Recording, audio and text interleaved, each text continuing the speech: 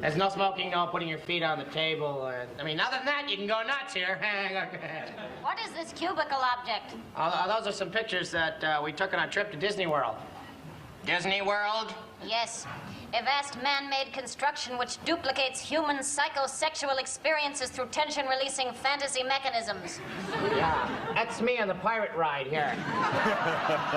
She was part of a show that changed TV and changed comedy forever. Lorraine Newman spent 5 seasons as one of the original Not Ready for Primetime players at the beginning of the life of Saturday Night Live, giving us memorable characters like the Coneheads and Valley Girl Sherry.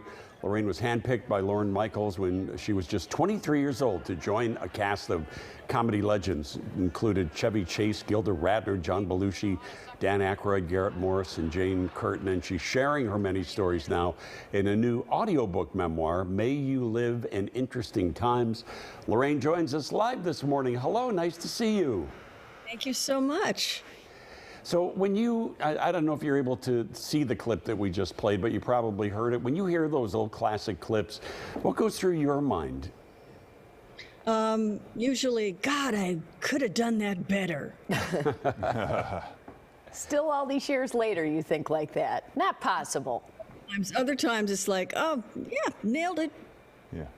God. I wonder, you know, back then in that show, there's much of that can't be done today, or if we're talking about All in the Family, people are offended, and in some instances, rightfully so. In other instances, I'm not sure what the line is anymore. Is there a rule of thumb or a science to it that you see now about how comedy can still break those barriers like you did?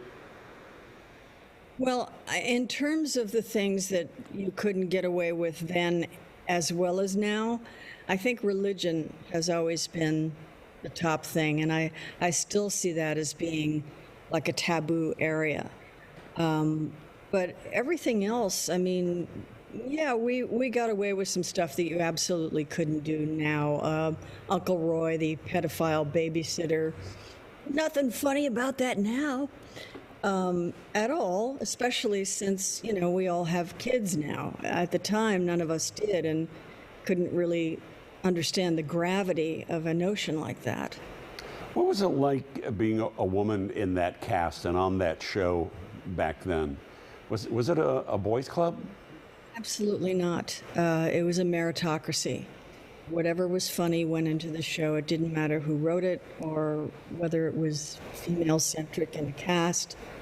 It was just a matter of what was funny. I know Lorne Michaels found you at the Groundlings along with other people, but I'm reading your background. I had no idea you trained as a mime with Marcel Marceau. Yes. Wow. How did that happen? I saw him at Royce Hall when I was 16, and I'd never seen an art form like that, and certainly never seen anybody get laughs with no words. So I was just entranced with it, and I went backstage and asked him if there was somebody in LA I could study with, and he gave me the name of someone who not only taught me mime, but taught me improv at 16. So that...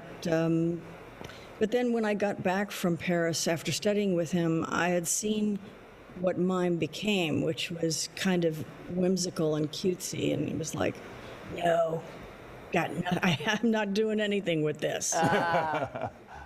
Of all the things that you did on SNL, are there certain characters or certain sketches that people bring up to you more often than others as, you know, being their favorites?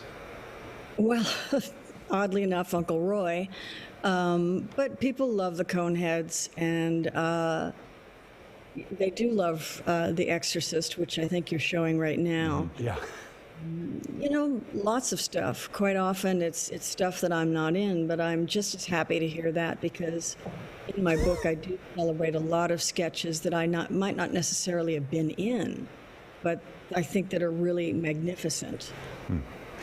In that time period, was the drug use in the cast, is that out of the stress? Is it the boredom? Is it the anxiety of putting on a show every week? What kind of fueled that, and how do you escape that?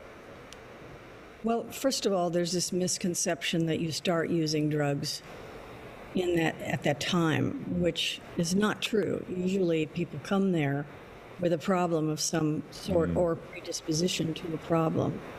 And it's all those things that you mentioned, I'm sure.